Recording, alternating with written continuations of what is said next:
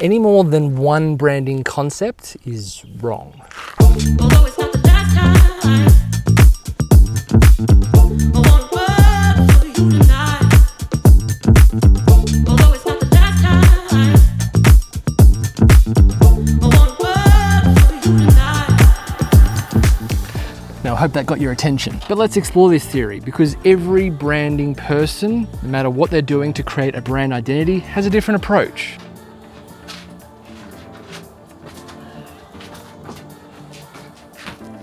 So the big question this week is if it's in the best interest for a client and a branding person to do one concept or multiple concepts. And this could be for a new brand, a rebrand, or even a refresh. So like a minor update to your existing branding. And what I mean by a concept is a single deliverable. It could be a combination of things. It could be a logo, colors, fonts, typography, messaging, a mascot. Something that has a single-minded direction to update your branding. Let me show you what I mean. Let's go. Never forget to leave your camera behind.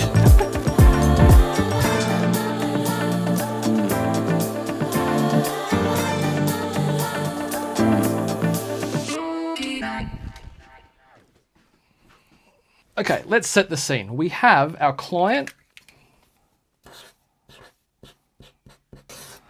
and their brand, yeah?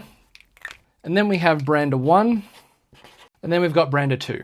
Now for most of us branders, me included, we go through what we'd call a discovery phase. A phase where we want to understand more about our client, their brand, who they're up against, who they're for in terms of who their customers are, and what they want to achieve. What are their goals? What are we trying to do as a result to help their brand win?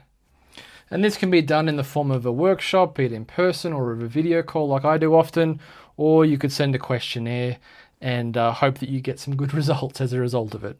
Now, this is where the process might diverge a little bit. Some branding people, after a discovery phase, they might do a bit of research just to see who their client is up against so that they can create a brand identity that doesn't conflict with their competitors, that can help them stand out. And then they'll go into the next phase, which is straight into like mood boards and concepting as a result of that research. They get straight into the guts of it because likely they might just be producing the visual identity and maybe some messaging as well to complement it. And at that stage, they're getting their client in for a bit of a presentation. These are the kind of concepts that we're thinking about. There might be more than 2 to 3 here.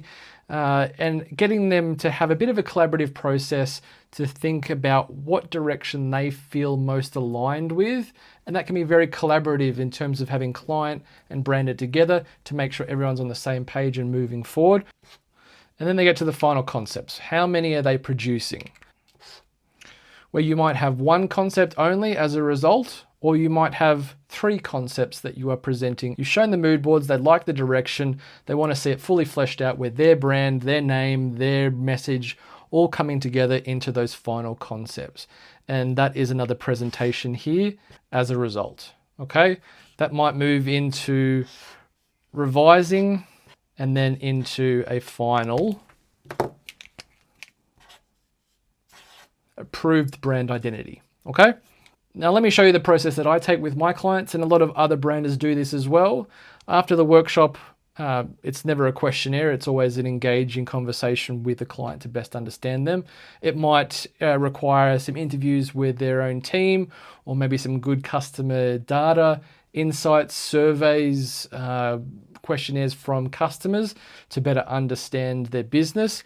And that then produces a brand strategy. This is where we are understanding who the target is that we are trying to help with our products and services, and how we are then going to be positioned in their mind so that they choose us over a competitor. And then what objectives are we going to set to make sure that our brand is winning based on those targeting and positioning outcomes. Okay. As a result of that objectives, to make sure the objectives are hit, we want to create some tactics. And this is where we get into the third stage, okay? Where I typically then do an internal identity. This is where I'm looking at purpose, I'm looking at values, I am looking maybe at a mission and vision if they have that higher purpose, but definitely personality. But it comes back to that positioning, some kind of core concept that holds this brand together of what it is going to mean to this customer to choose them. And then from there is a presentation, because I need to make sure that my client is on board with this strategy. They can see that working for them. It's aligning with their goals.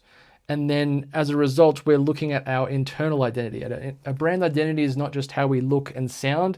It's inherently who we are, what purpose, be it realized or unrealized, that we have in life, why we roll out of bed to do what it is we do, why we want to serve our clients, our customers, all those things. And then our inherent personality, which could be an amalgamation of people in your team, or something that you want to create a certain sentiment with your customer to have this personality that they can connect with. That is the internal identity. And that can create a great internal culture for your team. And that gives you a great idea of what kind of direction this brand is going in, to be able to show up day to day, create new products, new services, new experiences, how we can then communicate as a result. So if everybody is on board in that presentation stage of the internal identity and the strategy as a result of that discovery workshop, we then move on to looking at a concept or multiple concepts for the brand identity externally. Okay, and that is the messaging, the visual identity, and the sonic identity. The sonic being sounds. This is then presented just the same as Brander 2, where we could have one concept or we could have three concepts for all these three external identity elements. And then as a result, if there's something that needs to be revised, we have revisions into one final result of a brand identity. Now, both processes can work here. Both can produce at the end a result of a finalized brand identity. Yeah. The difference is that one is generally focused on the visual only. That's what most branders, in terms of designers, will produce, versus one that will look at the whole brand view. And this is typically someone that has a bit more experience, I guess, in branding, that offers more than just the visuals, or they work as a team.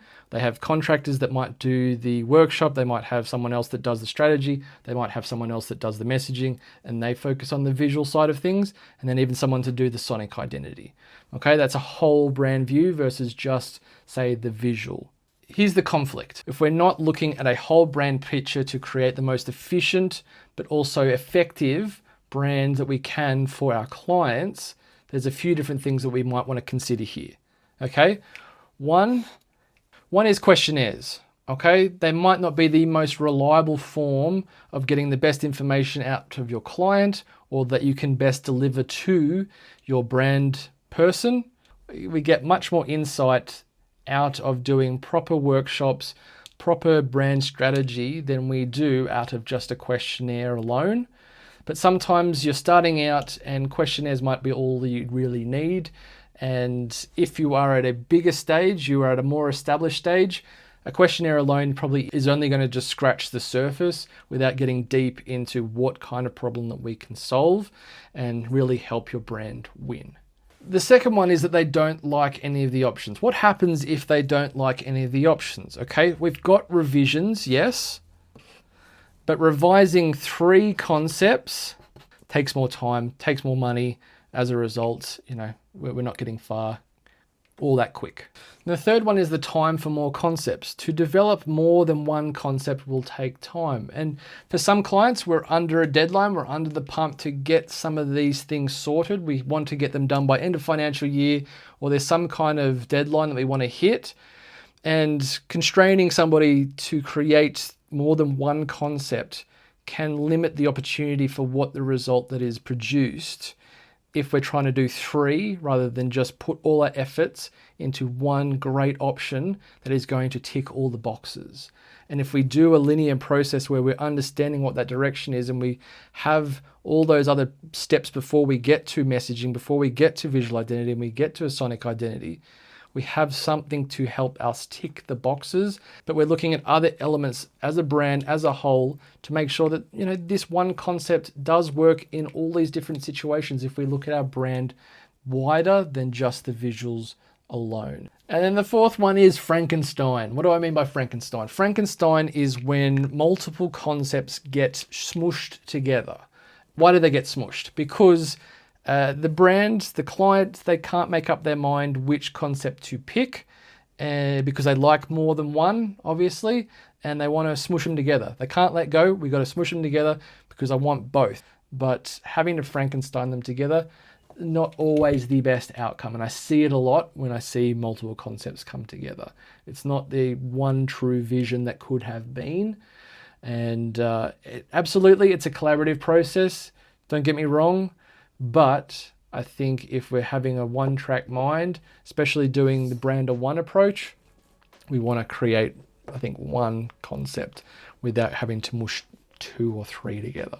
All right, let's get out of here, and I'm going to show you why brand of one approach has worked for me. Yeah.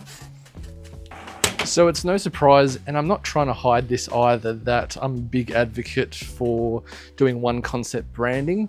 And having written down all the brands that I've done over the last 6 years, it's more than 30 at the moment. Only 2 of them were ever 2 concepts or more. Actually, just only 2 concepts. That's it. The rest are all one concept branding. If you could hear what I can hear, luckily you don't because this mic is way better than I thought it was. Hopefully you can hear me and just the birds. Anyway, now for those of you that are a bit of a keen eye, there was a little bit of a green section down the left-hand side of my paper before I walked out of the office. I just felt like I was a bit waffly. So let me just try and surmise what I was going to say there. And it was about what is the solution? What is the most efficient and effective way to produce a brand identity? Is it one concept? Is it multiple concepts? There's no real one answer. It really comes down to what you do best and how you get there. But having worked with over 30 different brands to help them develop their brand or refresh their brand or rebrand their existing brand, one concept has been the trump card for me to produce an effective and an efficient brand for my clients.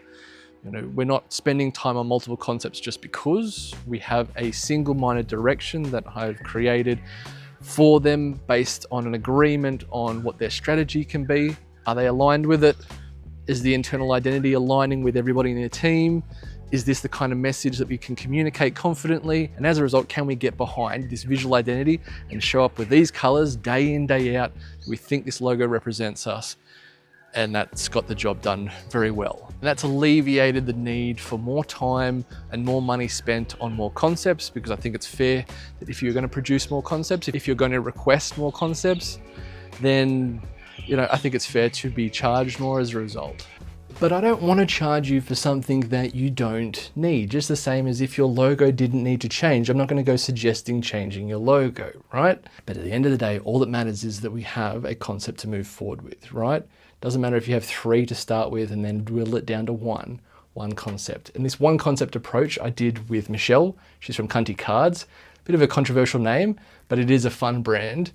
Greeting cards with swear words on them. That's the general premise of what her business started out as, and it's grown ever since. We were just talking yesterday about how confident she is in growing her business as a result of doing this branding back in 2021. She says she couldn't have done it without it. Great testimonial. So let me show you the brand. So this is the brand guide that we came up with. This was the finalized logo on the front here. And again, it's greeting cards with swear words on them. General premise of what Cunty Cards offers. Now, I want to show you what a single-minded idea translated through all touch points, starting from the core of the brand, based on the strategy, can permeate out into all different touch points. And we centered on this idea of a Cunty reaction. At its core, this is to elicit an explicit reaction from our audience, our customers and recipients, to make them laugh, cry, and swear, maybe even do a double take. That is the idea behind Cunty Cards. Create this Cunty reaction. Now, this is all based on what the brand goal is, okay? Then what they want to be known for and how they're going to be recognized in terms of positioning, yeah? We've also got the targeting. Who are our buyers? Who are our recipients? What kind of Cunty reaction can we elicit from these people? And then we've got purpose. What do we get out of bed to do? To create a fucking memorable reaction that brightens someone's day, yeah? And then values, happiness, contradiction, and profanity. And I'll give you an example of contradiction very soon. Then in terms of how we communicate, what's our personality? What's our tone of voice? How can we then externally communicate this to our target market? So a tagline, cards you'll swear by. or cards so good that you could send them blank. Elegantly fucked. Beautifully inappropriate. There's a contradiction right there. Beautifully inappropriate. And then we get into the logo. Obviously, we've got the card shape with the expletive bleeped asterisk, but also with the asterisk, it's a double K merged together, cunty cards. You get it in there. It's very hidden, baked in meaning, but it's there. And another part of the contradictory part of their values plays out in the cards themselves. They have this nice swishy font called Miss Cloudy, and you have the swear words in a greeting card phrase. Happy birthday, KUNT. There you go. Or get your Dyson ready, bitch, because their touch point is with inside a card you have confetti. KUNFETTI. Again, creating and eliciting a cunty experience where it comes out of the card, falls over everywhere. You go, oh, fuck. This is what we're trying to create here. Again, it's not everybody's cup of tea. This doesn't need to be for everybody. Your brand isn't going to be for everybody, but this is the kind of brand that Michelle was all about. And that's because Michelle knew her target. She knew what she wanted to do. She just didn't have the clarity of how to go out and position herself as such and give her the confidence through some brand clarity to go out and smash it. We didn't even need to do revisions. And that happens a lot with my clients. We don't need to do revisions through that process. We have sign off throughout all those steps. And then we get to a point where they have clarity to move forward and go out and help their brand win. So that's awesome. All right, let's go for a walk, yeah?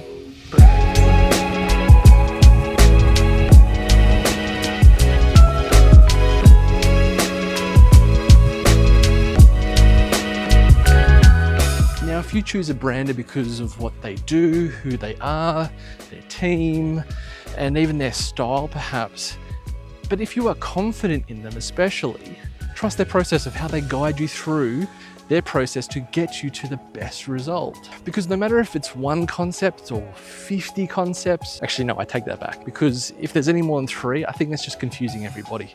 You know, there's no decision making there. We want to make branding simple. We want to make branding easy for everybody. After all, you're turning to someone who does this day to day. Yeah, you're looking for possibly some executive decision making for how to best represent your brand and how to communicate that to your customers to be a go-to choice. Because it can be deceptively hard to brand yourself. You know, that whole age-old saying, it's hard to look at the label when you're inside the jar. That's exactly it. So you've kind of got to let somebody else help guide this process, do it with you, not just for you, because we want to make it easier. We've got to make a decision easier.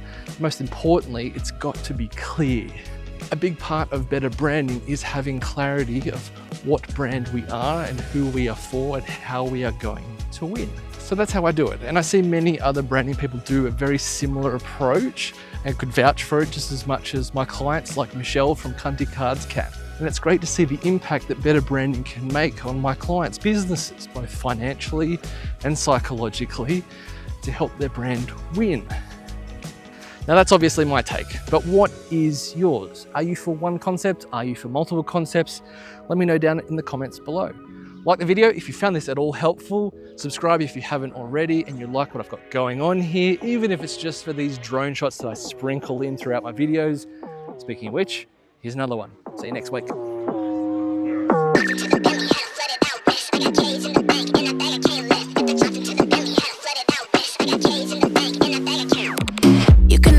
Whatever you like. Do better branding.